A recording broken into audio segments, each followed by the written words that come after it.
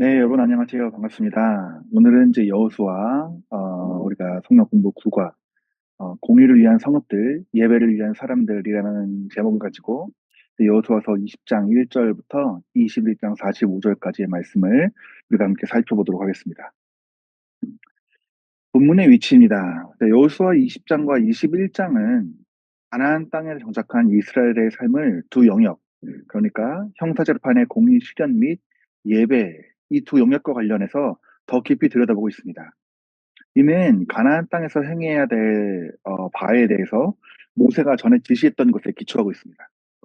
여호수아서의 다른 본문들과 마찬가지로 이 단락 또한 언뜻 보기에는 신약 시대 그리스도인들에게 적용될 만한 내용이 별로 없는 것처럼 보일 수가 있습니다. 그러나 조금 더 주의 깊게 살펴보면 많은 교훈들을 얻을 수가 있습니다. 이 단락은 내러티브에서 지금까지 일어난 모든 일에 대해서 하나님을 찬양하고 높이는 요약으로 마무리가 됩니다.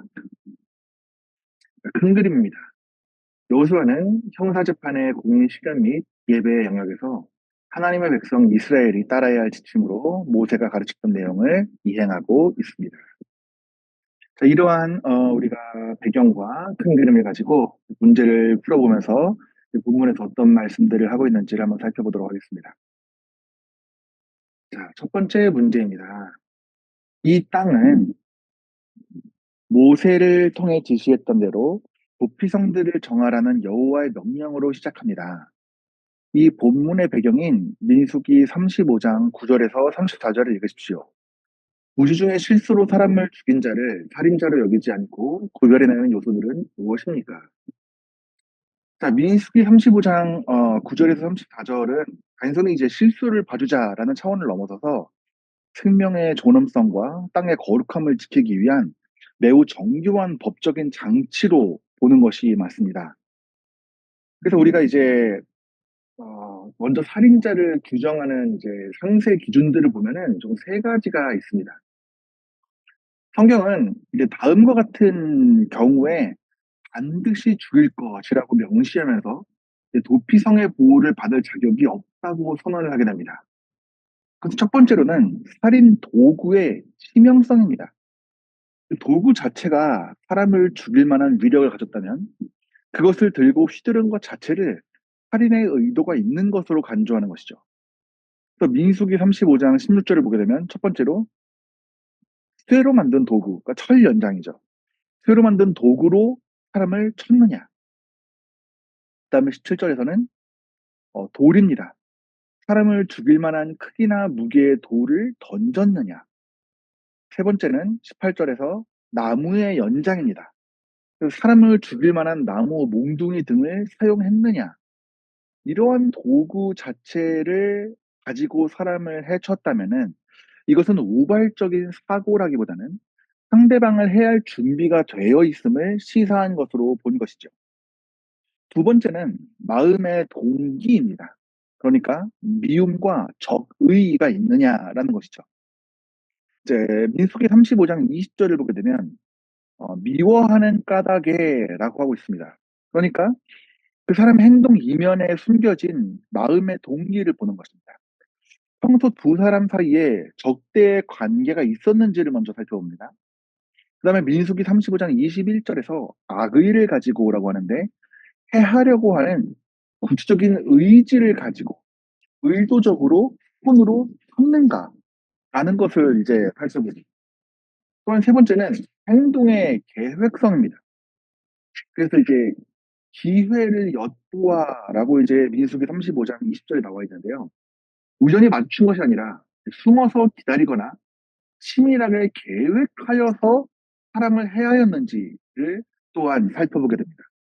그래서 이제 살인 도구의 치명성과 마음의 동기와 행동의 계획성을 가지고 이러한 것들이 증명되었을 때에는 도피성은 그들의 피난처가 될 수가 없었습니다. 그렇다면은 이제 오살자, 그러니까 부지중의 살인한 자로 인정되기 위해서는 어떠한 요건들이 있었을까요? 도피성에 들어가기 위해서 이제 필요한 자격은 악의의 부재가 증명돼야 됩니다. 악의가 없다는 것이 증명돼야 됩니다. 첫 번째로는 이제 행동의 돌발성입니다. 그러니까 갑자기 밀쳤는가. 그러니까 민수기 35장 22절에 보면은 갑자기라고 되어 있는데 미리 계획한 정황 없이 다툼 중에 우발적으로 혹은 장난치다가 갑자기 밀었는데 사고가 났는 이런 행동의 돌발성을 첫 번째 요건으로 보고요. 두 번째는 인지의 부재입니다. 이제 민수기 35장 23절에 보게 되면 보지 못하고라고 되어 있는데 사람이 있는 줄을 모르고 돌을 던지거나 도구를 휘두르다가 사람이 행하였을 때처럼 인지하지 못하고 있는 상태에서 사람을 행하였는지를 봅니다. 예를 들면은 이제 신명기 19장 5절 같은데 벌목하다가 도끼날이 빠져서 지나가던 사람이 맞은 경우 이런 경우에는 이제 인지의 부재죠. 어떠한 의도를 가지고 행동한 것이 아니라 다른 일을 하다가 이제 실수로 사람을 맞게 되어서 이런 사람을 해하게 되었을 때 이런 경우가 해당되는 것이죠. 세 번째는 이제 관계의 무관성입니다. 첫 번째는 원수도 아니오라고 되어 있는데 평소에 원한 관계가 없었음이 증명이 되어야 하고요. 해하려고 한 것도 아닌이라고 되어 있는데 죽일 의도가 없었다는 것이 확인되어야 합니다. 자, 이러한 구별들은 그럼 어떻게 확정이 되었을까요? 이제 판결의 절차가 있습니다. 이런 구별은 개인이 자의적으로 판단하는 것이 아닙니다. 엄격한 공동체의 재판을 통해서 확정이 됩니다. 첫 번째로는 이제 회중의 재판입니다. 살인 혐의자가 도피성에 도착하면은 성문 이제 성읍 문 어귀에서 자신의 사고를 알립니다. 그리고 이제 여호수아 20장 4절이나 민수기 35장 24절에 나와 있는 것 같이 회중 앞에 서서 재판을 받습니다. 여기서 오살자로 판명되어야 도피성의 거주가 허락되는 것이죠. 그리고 증인을 규정할 때에는 한 사람의 증언만으로는 죽일 수가 없고 두 사람 이상의 증인이 있어야만 고의적 살인자에 대한 사형 집행이 가능합니다. 민수기 35장 30절에 나와 있는 내용이죠. 그리고 매우 중요한 특징이 하나가 나오는데 이제 속전에 관한 특징입니다. 민수기 35장 31절을 보게 되면 이 고의적 살인자는 돈을 받고 살려줘서는 안 됩니다. 생명은 반드시 생명으로만 갚아야 하는 것이죠.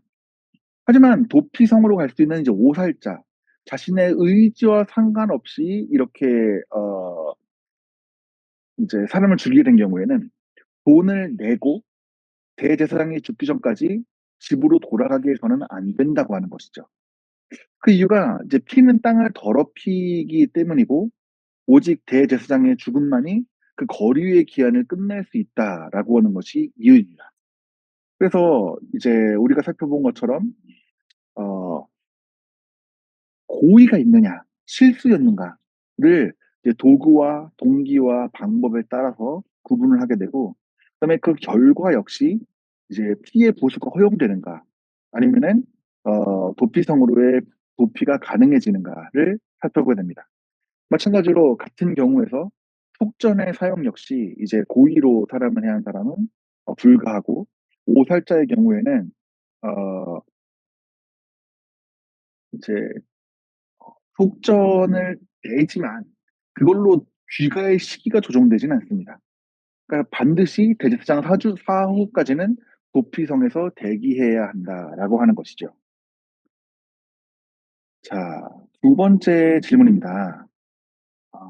여호수아 및 민수기 본문에 따르면 살인한 사람의 운명을 판가름하는데 관여하는 사람들은 누구입니까? 자, 여호수아 20장과 민수기 35장에 따르면 살인한 사람의 생사와 운명을 결정짓는 법적 절차에는 다음과 같은 다섯 사람의 분류들이 이제 관여를 하게 됩니다. 그리고 이 사람들은 각각 심사, 최종 판결, 집행, 증거 제시, 형기 종료의 역할을 맡게 되는 것이죠. 자, 하나하나 살펴보도록 하겠습니다. 첫 번째로는 이제 도피성의 장로들입니다. 이 사람들의 역할은 1차적으로 그 사람들을 수용하는지에 대해서 이제 심사하는 사람입니다. 살인자가 도피성에 도착하게 되었을 때 가장 먼저 만나는 사람들이죠.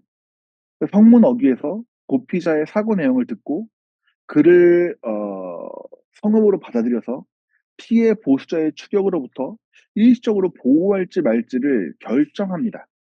그래서 그에게 가능한 경우에는 그에게 거처를 주어 함께 살게 하죠. 이제 이것은 여호수아 20장 4절 말씀에 나와 있고요. 두 번째는 이제 회중입니다. 회중의 역할은 이제 그 살인자의 운명을 가로지르는 실질적인 재판관으로서 최종 재판 및 판결을 하는 사람들입니다. 이제 살인자와 피해 보수자 사이에서 시비를 가리는 것이죠. 그 살인이 고의적인지 실수인지를 판단하고 그를 도피성으로 돌려보낼지 아니면 피해 보수자에게 죽게 할지를 최종적으로 판결하는 것이죠. 그러니까 이것이 오살인가 아니면 고의적 살인인가를 판결하는 것입니다. 네, 민수기 35장 24절에서 25절 말씀에 나와 있고요. 세 번째는 증인들입니다. 고의적인 살인 여부를 판단하는 결정적 근거를 제공하는 사람들이죠. 앞서 살펴본 것 같이 한 사람의 증언만으로는 사람을 죽일 수 없고 반드시 두 사람 이상의 증인이 있어야만 고의적 살인자에 대한 사형 판결을 내릴 수가 있었습니다. 네 번째는 피해 보수자입니다. 죽은 자의 가장 가까운 친족으로 오늘로 치면은 이제 오늘날 검사 혹은 이제 형 집행관의 역할을 하는 것이죠. 그 살인자를 추격해서 만약에 고의적 살인자로 판명되었을 때 그를 죽일 권한을 가집니다. 또한 이제 오살자라고 판명되었을 경우에는 대제사장이 죽기 전에 그 사람이 도피성 밖으로 나왔을 때에는 그를 만나서 죽일 수가 있었죠. 마지막으로는 대제사장입니다. 대제사장은 오살자, 실수로 사람을 해한 사람의 유기 생활, 형기의 끝을 결정하는 인물입니다. 당시 살아있는 대제사장이 사망해야만 도피성에 갇혀있던 오살자가 죗값을 치른 것으로 간주돼서 자기 고향과 집으로 돌아갈 수가 있었습니다. 그러니까 대제사장의 죽음이 속죄의 역할을 하여서 자유를 준 것이죠. 요약하면 살인자의 운명은 장로들에게 보호를 요청하고 피해 보수자의 추격을 피해서 증인들의 증언을 바탕으로 회중의 재판을 받아서 결정되고 실수라는 것이 인정되면 대제사장이 죽을 때까지 도피성 안에서만 생명을 보존받게 됐다는 것입니다. 자, 그렇다면은 이제 본문의 이러한 조치를 통해서 우리는 하나님에 대해서 어떤 것들을 배울 수가 있을까요? 그리고 또한 사람에 대해서는 어떤 것을 배울 수가 있을까요? 자, 민수기 35장과 여호수아 20장에 나와 있는 이 도피성의 제도는 단순한 법적인 절차를 넘어서서 하나님이 어떤 분이시고 이제 인간은 어떤 존재인지를 깊이 있게 보여주는 일종의 신학적 거울과 같다고 볼 수가 있습니다. 먼저 하나님에 대해서 배울 수 있는 것은 이 하나님의 공의와 자비가 어떻게 모순되지 않고 조화를 이루는지를 보여주는 것이죠. 첫 번째로는 생명을 천하보다 귀하게 여기시는 하나님이십니다. 하나님은 억울하게 죽는 생명을 방치하지 않으십니다. 이제 복수심에 불타는 피해 보수자의 칼날로부터 비록 실수는 했지만 악의가 없는 약자를 보호하려고 하시는 것이죠. 이것은 하나님께서 생명의 수호자라시라는 것을 보여주게 됩니다. 두 번째는 그 중심, 동기를 보시는 하나님이라는 것을 우리는 배울 수가 있습니다. 세상의 많은 사람들은 종종 드러난 결과만으로 사람을 판단합니다. 하지만 하나님께서는 그 마음의 동기, 그 사람의 마음 속에 미움이나 계획이 있는가를 구별하라고 말씀하십니다. 하나님께서는 외모나 결과가 아니라 그 중심의 의도를 감찰하시는 공정한 재판장이시다라는 것을 우리가 배울 수가 있죠. 세 번째로는 땅의 거룩함을 지키시는 하나님에 대해서 배울 수가 있습니다. 하나님께서는 피 흘림이 땅을 더럽힌다라고 하셨습니다. 이 무고한 자의 피가 흐르는 것을 막음으로써 하나님이 거하시는 땅, 이 거하시는 땅의 그 공동체에 거룩함이 훼손되지 않기를 원하시는 하나님이시다라는 것을 우리가 알 수가 있습니다. 또한 네 번째로는 피할 길을 내시는 구원의 하나님에 대해서 배울 수가 있습니다. 이제 이 살인자는 오살자건 고의적 살인자건 죽을 수밖에 없는 상황입니다. 피해 목수자가 와서 그의 생명을 해야 할 것이죠. 그런데 그런 상황에서 도피성이라는 피난처를 마련해 주시고 또한 대제사장의 죽음을 통해서 완전한 자유를 주신다라고 하는 이러한 것은 죄인인 우리에게 죽을 수밖에 없는 우리에게 피난처 대신 예수 그리스도를 예비하시는 구속주 하나님을 예표하는 모습으로도 볼 수가 있는 것이죠. 이 부분은 이제 좀 뒤에 좀 더 자세히 살펴보도록 하고요. 사람에 대해서 배울 수 있는 것은 무엇인지를 한번 보도록 하겠습니다. 이 제도는 인간의 연약함과 죄성, 그리고 생명의 무게를 동시에 조명하거든요. 첫 번째로는 한계와 실수가 있는 연약한 존재라는 것을 알려줍니다. 인간은 하나님이 아닙니다. 아무리 조심하더라도 우주 중에 돌이킬 수 없는 실수를 저지를 수 있는 것이 불완전한 존재입니다. 도피성은 인간의 연약함이라는 것을 전제로 만들어진 제도라는 것이죠. 두 번째로 인간은 감정에 휘둘리기 쉬운 잔인한 존재, 죄성을 지닌 존재라는 것이죠. 이 피해 보수자라고 하는 존재는 인간의 본성을 보여줍니다. 인간은 억울한 일을 당했을 때 합리적인 재판보다는 즉각적이고 감정적인 복수를 원하게 되죠. 하나님께서는 법을 통해서 이 폭력의 악순환을 제어해야 인간 사회가 올바르게 유지될 수 있다는 것을 아셨습니다. 그래서 이 인간의 이 죄성과 또한 감정에 휘둘리기 쉬운 인간의 본성을 제어하고 인간 사회가 공의롭게 돌아갈 수 있고 유지될 수 있도록 하나님께서 방편을 마련해 주신 것이죠. 세 번째로는 스스로 죄값을 해결할 수 없는 존재라는 것을 알려줍니다. 자, 오살자는 자신의 노력이나 돈으로 자유를 살 수가 없습니다. 오직 대제사장의 죽음이라는 타인의 희생을 통해서만 고향으로 돌아갈 수가 있습니다. 이것은 인간이 스스로의 힘으로는 죄의 굴레에서 완전히 벗어날 수 없는 의존적인 존재, 완전히 타락한 존재라는 것을 시사하고 있는 것이죠. 그래서 이제 우리는 이 본문을 통해서 인간은 실수하고 이제 분노하지만 하나님께서는 그 중심을 살피시고 피할 수 있는 길을 내시고 생명을 보존하신다라고 하는 사실을 우리가 배울 수가 있습니다.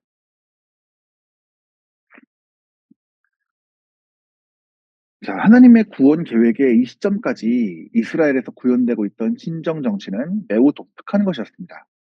이러한 율법들이 하나님, 인간의 존엄성, 인간의 죄 등에 대해서 특정 사실을 상정하고 있음을 감안할 때 이를 통해 우리는 다른 법 집행에도 적용할 수 있는 어떤 원리를 발견할 수가 있겠습니까? 자, 이스라엘은 왕이 다스리는 이제 왕정 정치가 아니라 독특하게 하나님이 다스리시는 신정 정치로 다스려지는 나라였습니다. 이러한 신정 정치 하에서 제정된 이 도피성 제도는 단순히 고대 이스라엘에 국한된 규례가 아니라 이제 하나님의 성품을 반영한 보편적인 법 정신을 담고 있습니다. 그래서 하나님, 인간의 존엄성, 그리고 죄에 대한 본질에 대한 이해를 바탕으로 이제 오늘날의 이제 법에도 적용할 수 있는 네 가지의 중요한 핵심 원리를 발견하게 해주는 것이죠. 첫 번째로는 동기와 결과의 분리. 법 집행은 겉으로 드러난 결과뿐만 아니라 그 행동을 하게 된 내면의 동기를 중요하게 다루어야 한다는 것이죠. 이제 현대 형법에 매우 중요한 이 범의라고 하는 이 범죄 의사의 개념이 이미 고대 이스라엘 왕국의 신정 정치 하에서 적용되어져 있던 것입니다. 결과가 같다고 해서 똑같이 형벌을 내리는 것은 기계적인 법 집행입니다.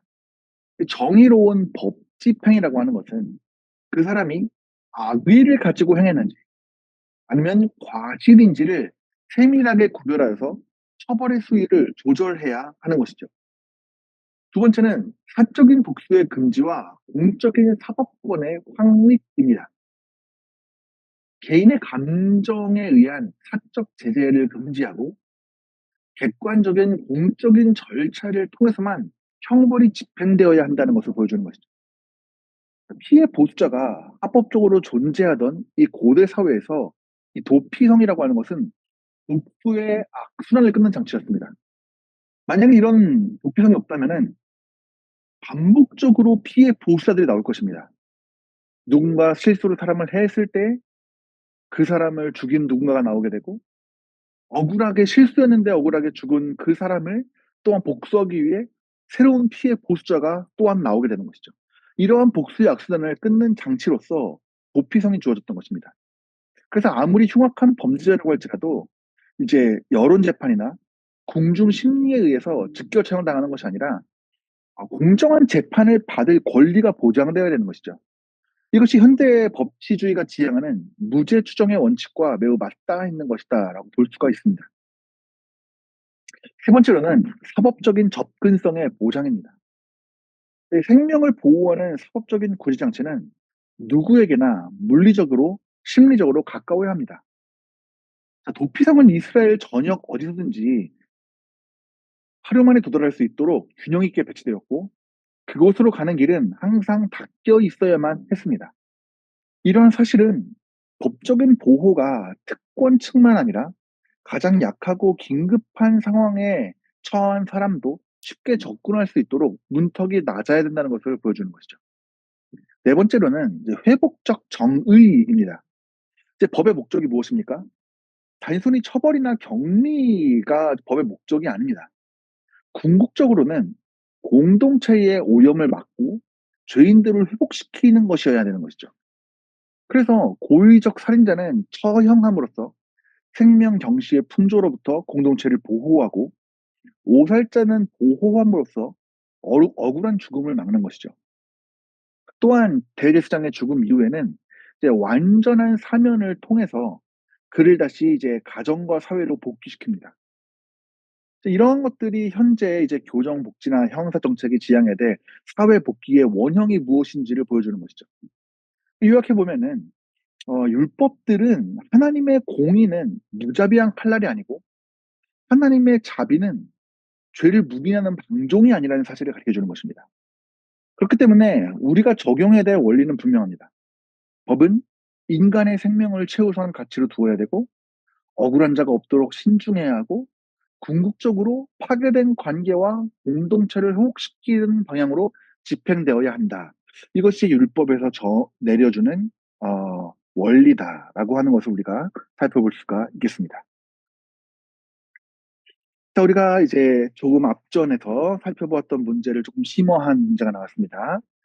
그주 중에 살인한 자가 도피성으로 도망하여 대제사장이 죽을 때까지 기다렸다가 그 후에 자기 성읍으로 돌아가는 것이 담긴 중요한 의미가 무엇입니까? 민수기 35장 26절에서 28절이 함의하는 바를 참고해서 대답해 보십시오라고 하고 있습니다. 자, 민수기 35장 26절에서 28절 말씀을 보게 되면요. 자, 그러나 살인자가 어느 때든지 그 피하였던 도피성 지경 밖에 나가면 피를 보복하는 자가 도피성 지경 밖에서 그 살인자를 만나 죽일지라도 피 흘린 죄가 없나니 이는 살인자가 대제사장이 죽기까지 그 도피성에 머물러야 할 것임이라. 대제사장이 죽은 이후에는 그 살인자가 자기 소유의 땅으로 돌아갈 수 있느니라 라고 하고 있습니다. 자, 이것은 아주 깊이 있는 신학적인 의미를 담고 있습니다. 단순히 운이 좋아서 풀려나가는 것이 아니라 피와 땅과 대속이라고 하는 매우 중요한 영적인 원리가 작용하고 있는 것이거든요.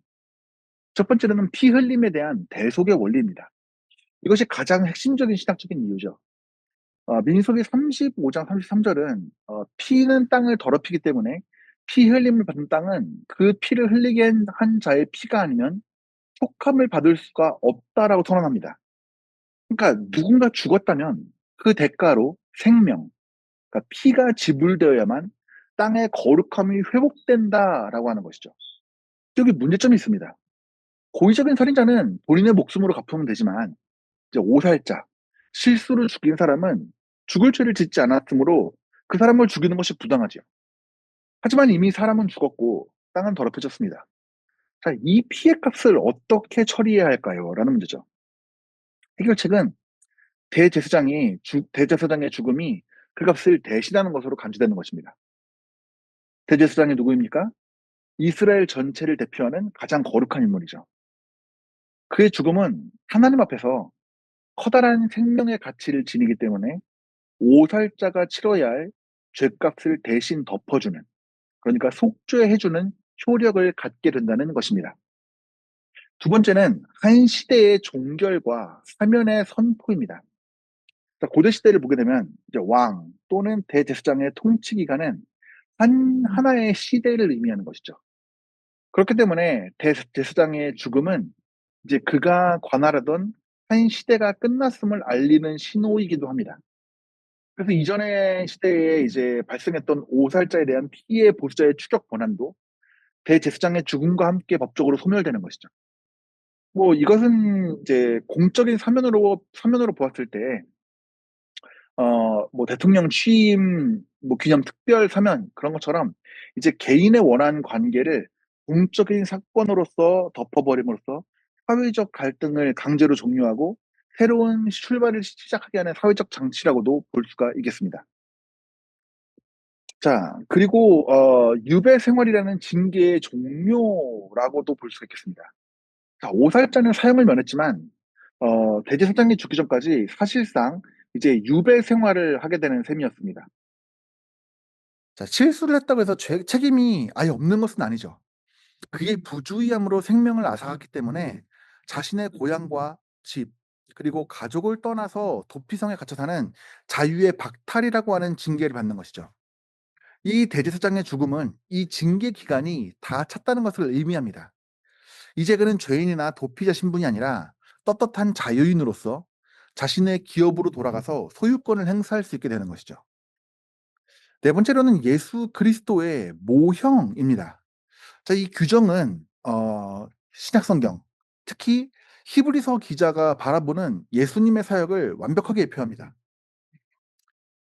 구약의 도피성 제도에서 이제 오살자의 상태를 보게 되면 죽을 위기에 처해 도피성에 갇힌 자입니다.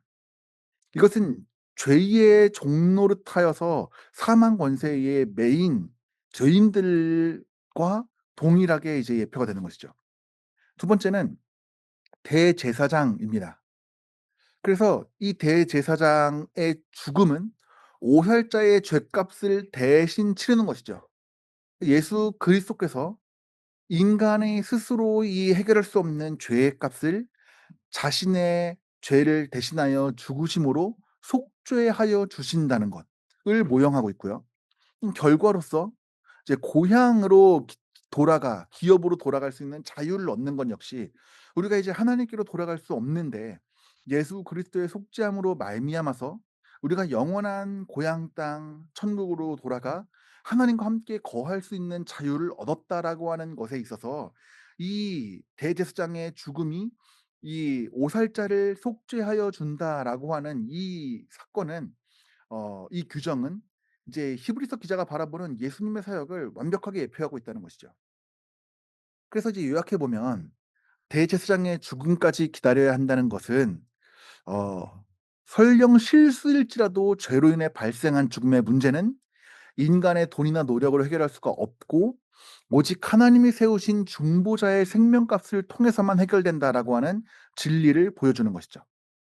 결국 도피성에 갇힌 사람에게 대제사장의 죽음이라는 것은 슬픈 소식이 아니라 그토록 기다리던 복음이자 해방의 날이라고 하는 역설적인 은혜를 담고 있다라고 살펴볼 수가 있겠습니다. 자, 이스라엘의 어느 지파와는 달리 레위 사람들에게 땅을 기업으로 주지 않은 이유는 무엇입니까? 자, 이제 21장으로 넘어오면서 레위 사람과 성읍에 관한 문제가 나오게 됩니다. 자, 레위 지파에게 땅을 기업으로 주지 않은 이유는 단순히 땅이 부족해서가 아닙니다. 여기에는 이스라엘의 존재의 목적, 제사장 나라로서의 이스라엘 존재의 목적과 관련된 매우 정교한 신학적이고 경제적이고 전략적이고 역사적인 설계가 담겨 있는 것이죠. 첫 번째로 신학적인 이유는 정체성과 관련된 신분과 관련된 것입니다. 여호와가 그들의 기업이다라는 것이죠. 출애굽 당시 장자들의 죽음의 재앙 때 하나님께서는 이스라엘의 모든 장자를 대신해서 레위인을 내 것으로 구분하셨습니다.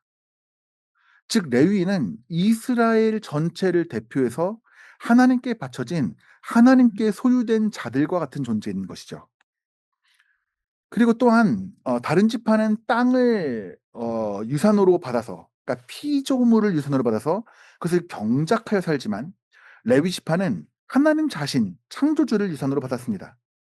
그는 그들이 세상의 생산수단에 의지하지 않고 오직 하나님과의 관계 안에서만 생존의 가치를 찾도록 설계된 것입니다. 두 번째는 경제적인 이유입니다. 그러니까 이스라엘의 11조가 그들의 기업이라고 하는 매우 독특한 경제 시스템을 만드신 것이죠. 그래서 하나님은 이스라엘 백성에게 소산의 11조를 바치게 하셨고 그것을 레위인에게 주신 것이죠. 구조를 보게 되면 백성들이 레위인에게 바로 11조를 급여로 준 것이 아니라 백성들이 하나님께 11조를 바쳤고 하나님께서는 그것을 레위인들에게 주신 것이죠. 그래서 만일 이스라엘 백성이 신앙을 잃어서 하나님께 예물을 드리지 않게 되면 레위인들은 당장의 생계가 곤란해집니다. 반대로 레위인들이 백성들을 잘 가르쳐서 신앙이 부흥하게 되면 풍성한 예물들이 들어오게 되는 것이죠. 따라서 레위인과 백성은 영적으로도 경제적으로도 운명을 같이 하는 구조로 묶여 있다라고 하는 것이죠. 세 번째는 전략적이고 선교적인 이유인데요. 거룩한 흩어짐입니다. 자, 레위 지파는 이스라엘의 영적 건강을 책임지는 소위 혈관과 같습니다.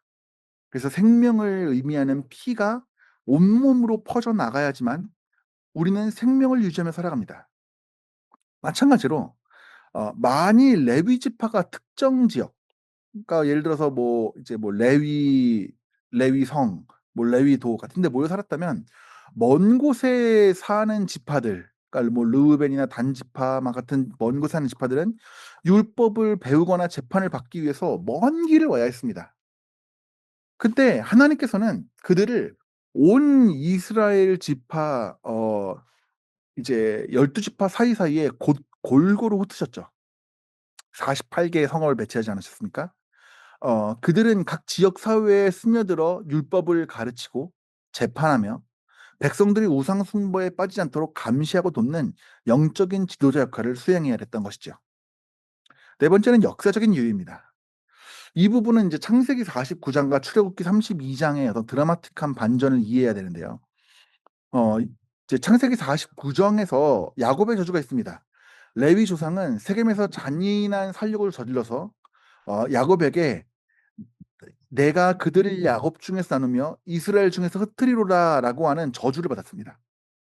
그러니까 흩어짐은 원래 저주이자 형벌이었죠. 그리고 그런데 이제 출애굽기 32장에서 금송아지 사건 때에 레위 자손은 모세의 편에 서서 우상 숭배자들을 심판하며 헌신하였습니다. 그래서 하나님께서는 야곱의 예언대로 그들을 흩으셨지만 그 의미가 완전히 바뀐 것이죠. 죄의 결과로 저주를 받아 흩어지는 자에서 축복의 통로가 되기 위해서 파송되는 자들로 운명을 역전시키신 것입니다. 너무 놀랍지 않습니까? 세겜 땅에서 사람들을 속이고 너희가 할례를 받아야 우리와 결혼할 수 있다라고 해서 할례를 받게 한 다음에 가장 고통스러운 때에 살육을 잔인하게 저질렀던 이 레위가 받은 저주. 야곱 중에 나누고 이스라엘 중에 스트리로다 하고 하는 이 강력한 저주의 형벌을 하나님께서는 그들의 헌신과 수고를 어여삐 여기셔서 축복의 통로로 바꾸셔서 결과는 똑같이 흩어졌지만 더 이상 그것이 저주가 아니라 축복으로 바뀌게 되는 것이죠. 이러한 놀라운 구속사적인 은혜는 하나님께서 이스라엘의 역사 가운데 얼마나 아름답게 그들을 이끌어 나가시고 그들을 구원의 길로 이끄시는지를 보여주는 아주 강력하고 중요한 예로 되는 것입니다. 그래서 결론으로 그들이 받은 것은 결과적으로 레위 지파는 광활한 영토는 받지 못했지만 거주할 성읍을 받게 되었고 전국에 48개 성을 받았습니다. 또한 목초지, 가축 11조로 받은 것들로 기를 수 있는 성읍 주변의 목초지를 소유할 수가 있었고요. 또한 가장 영광스러운 지위를 받았죠. 하나님을 가장 가까이서 섬기고 백성들을 말씀으로 인도하는 제사장의 직무를 기업으로 받은 것이죠. 이것은 이제 오늘날의 세상에 흩어져 살지만 세상에 속하지 않고 하나님을 기업으로 삼아 살아가는 그리스도인들, 왕 같은 제사장의 삶을 예표하는 것이라고 볼 수가 있겠습니다. 자, 다음 문제입니다. 여호수아 21장은 레위 사람들이 이스라엘 전역에 흩어져 있음을 보여줍니다. 이스라엘의 삶에서 레위 사람들이 기능하는 역할을 감안할 때 하나님이 레위 사람들을 이같이 배치하신 목적이 무엇입니까? 즉 여호수아 21장에 나타난 레위 사람들의 전국적인 분산의 배치는 이제 이스라엘의 영적 생존과 국가적 통합을 위해서 하나님의 치밀한 목회적인 그리고 전략적인 설계의 결과였습니다. 첫 번째로는 율법 교육의 접근성 확보였죠. 레위인들의 가장 중요한 직무는 제사뿐만 아니라 하나님의 율법을 가르치는 것이었습니다. 하지만 당시에는 개인이 소장할 수 있는 성경이 없었죠. 하나님의 뜻을 알기 위해서는 율법을 아는 사람들에게 물어야 했습니다. 그렇기 때문에 걸어다니는 성경으로서의 그들이 역할을 했던 것입니다. 만약에 레위인들이 예루살렘 근처에서만 모여 살았다고 하면은 이제 북쪽 끝에 있는 단이나 동쪽 끝에 있는 르우벤 지파에 사는 사람들은 하나님 말씀을 배울 기회가 차단되어서 금방 우상 숭배에 빠져버렸을 것입니다. 하지만 하나님께서는 레위인들을 각 지파의 마을 속에 심어 두심으로써 백성들이 일상 가까이에서 하나님 말씀을 배우고 하나님 말씀에 대해서 묻고 알 수 있도록 하신 것이죠. 두 번째로는 공정한 재판과 사회 정의의 실현입니다. 레위인들은 종교적인 지도자뿐만 아니라 사회적이고 법적인 분쟁을 해결하는 재판관이기도 했습니다. 그래서 토지 소유권 분쟁, 폭행, 살인에 의한 도피성 판결 등의 문제가 생겼을 때 공정한 율법의 잣대로 판결할 사람이 필요했었죠. 레위인들은 자체적인 영토가 없었죠. 그렇기 때문에 토지 분쟁이나 지파 간의 이권 다툼에서 상대적으로 중립적이고 객관적인 위치를 지킬 수가 있었습니다. 이런 사람들이 전국에 배치됨으로써 집안 곳곳에서 공의롭게 재판이 시행될 수가 있었던 것이죠. 세 번째는 지파 간의 연합과 국가적인 통합입니다. 이스라엘은 12개의 서로 다른 지파로 이루어진 연합처였기 때문에 자칫하면 지파 이기주의로 분열될 위험이 컸죠. 사사기에 이런 문제들이 등장하지 않습니까? 그렇기 때문에 거룩한 접착제의 역할을 한 것입니다. 레위인들은 12지파 모든 곳에 흩어져 살면서도 혈연적으로는 레위 지파라는 하나의 지파를 갖고 있잖아요. 신앙적으로는 이제 중앙 성소인 성막이나 성전을 중심으로 결속되어 있었죠. 그들은 각 지파에 흩어져 살면서도 이 중앙 성소와 지속적으로 교류했기 때문에 서로 다른 지파들을 여호와 신앙이라고 하는 하나의 정체성으로 묶어주는 네트워크의 역할을 감당할 수가 있었습니다. 네 번째는 이제 거룩함의 전염과 우상 숭배의 방지입니다. 가나안 땅은 우상 숭배가 만연한 것이었죠. 이런 곳에서 방부제의 역할을 해야 했습니다.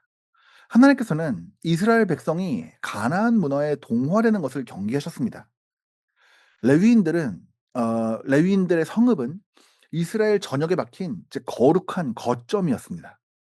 그들이 거주하며 아침 저녁으로 하나님을 찬양하고 율법을 낭독하는 모습은 주변 지파 사람들에게 거룩한 자극을 주고 부패를 막는 영적인 방부제 역할을 했던 것이죠. 다섯 번째로 이제 도피성의 관리와 생명의 보호였습니다. 자, 앞서 살펴본 6개의 도피성, 이제 게데스, 세겜, 헤브론, 베셀, 길르앗, 라몬, 골란, 이곳은 모두 레위 사람들의 성읍이었습니다. 하나님은 생명을 보호하는 도피성을 레위인들이 직접 관리하게 하셨죠. 이것은 이 억울한 사람들을 보호하고 하나님의 자비를 실현시키시는 일이 율법을 가장 잘 이해하고 하나님을 대리하는 레위인들의 핵심 사명이라는 것을 보여주고 있는 것입니다.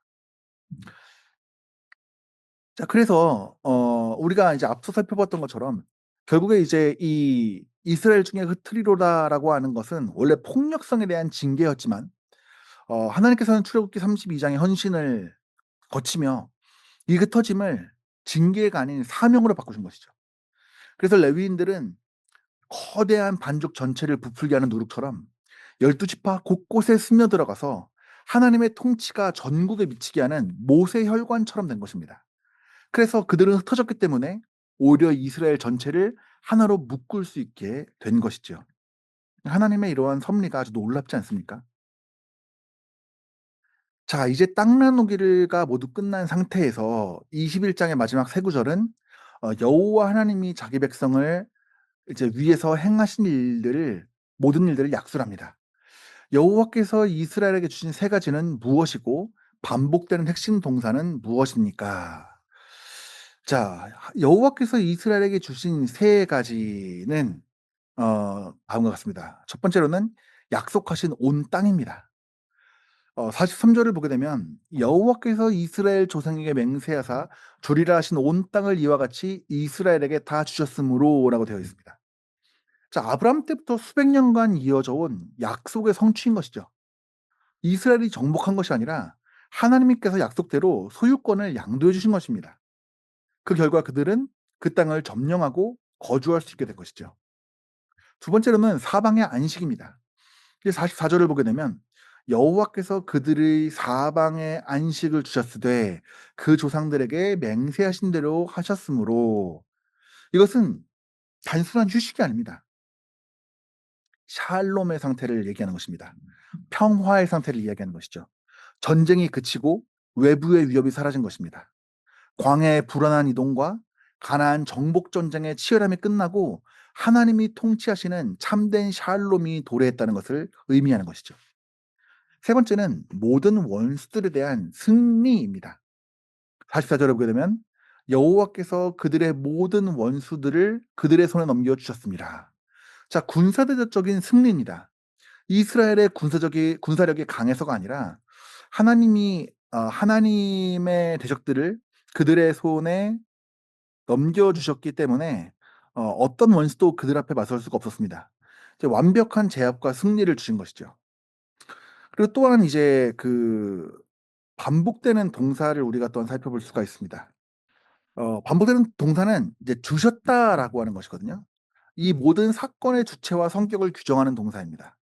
이 주셨다라고 하는 이 동사는 히브리어로 나탄이라고 하는 동사인데요. 어 이 34절 사 사 사 43 절과 44 절에서 이 동사는 계속해서 반복됩니다. 맹세하사 주리라 하신, 이스라엘에게 다 주셨으므로, 사방에 안식을 주셨으되, 모든 원수들을 그들의 손에 넘겨 주셨음이라 라고 하고 있습니다. 이 동사의 반복은 이제 여호수아의 주제를 관통하는 것이죠. 이 땅을 차지한 것은 이스라엘의 칼과 활이 아니라 하나님의 선물이었습니다. 전적인 은혜죠. 이스라엘의 한 일은 하나님이 주신 것을 취하고 거주한 것뿐입니다. 그러니까 이 가나안 정복의 역사는 인간의 쟁취사가 아니라 하나님의 수여사, 그러니까 하나님이 주신 역사라는 것을 강조하는 것이죠. 이 세 가지 선물과 주심의 역사를 요약하는 최종 결론이 45 절입니다. 여호와께서 이스라엘 족속에게 말씀하신 선한 말씀이 하나도 남김이 없이 다 응하였더라. 하나님은 거짓말하지 않으시고 한 번 뱉으신 약속은 수백 년이 걸리더라도 반드시 현실로 만들어내시는 신실하신 분이라는 것을 증거하면서 21 장이 웅장하게 마무리되고 있는 것입니다. 네. 마지막 문제를 제가 PPT를 하나 놓쳤네요. 죄송합니다. 어 제가 그냥 말씀으로 읽어 드릴게요. 문제입니다. 이스라엘 구원 역사에는 하나님의 주권이 명백하게 나타나 있습니다. 자, 우리들이 받은 구원을 돌이켜 볼 때 이 본문은 우리에게 어떤 반응을 불러일으키고 있습니까? 자, 여호수아 21 장에서 21장 43 절에서 45 절은 단순히 이스라엘의 과거 역사가 아니라 오늘날 구원받은 성도인 우리 영적 현실을 비춰주는 거울이기도 합니다. 하나님께서는 이제 주셨고 싸우셨고 그 말씀이 다 이루어지게 하셨습니다. 첫 번째로는 전적인 은혜에 대한 찬양과 감사를 이제 우리에게 불러일으키게 됩니다. 가나안 땅을 차지한 것이 하나님이 주셨기 때문입니다. 100%의 하나님의 선물이지요.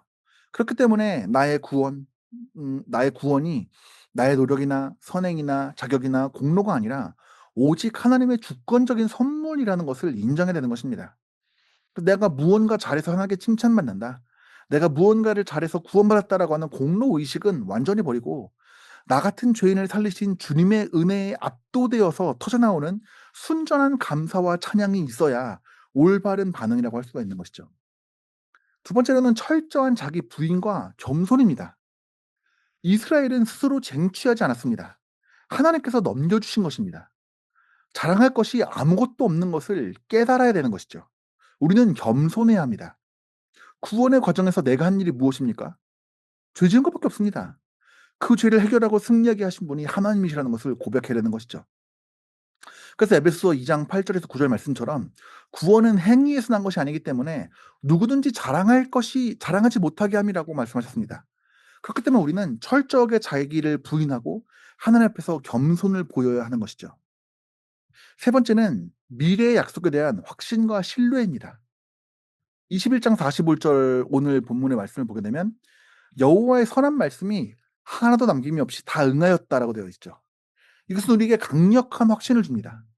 하나님께서는 말을 바꾸지 않는 분이세요. 영원한 생명, 부활, 하나님 나라의 완성에 대한 약속도 반드시 지켜질 것입니다. 지금 여러분의 삶이 힘드십니까? 하나님의 약속이 더디게 이루어지는 것 같나요? 우리에게 필요한 것은 하나님의 신실하심을 끝까지 믿고 흔들리지 않는 확신입니다. 하나님은 반드시 그 끝을 이루시는 분이기 때문입니다. 네 번째는 안식과 평안을 누리는 것이죠. 하나님은 이스라엘에게 사방의 안식을 주셨습니다.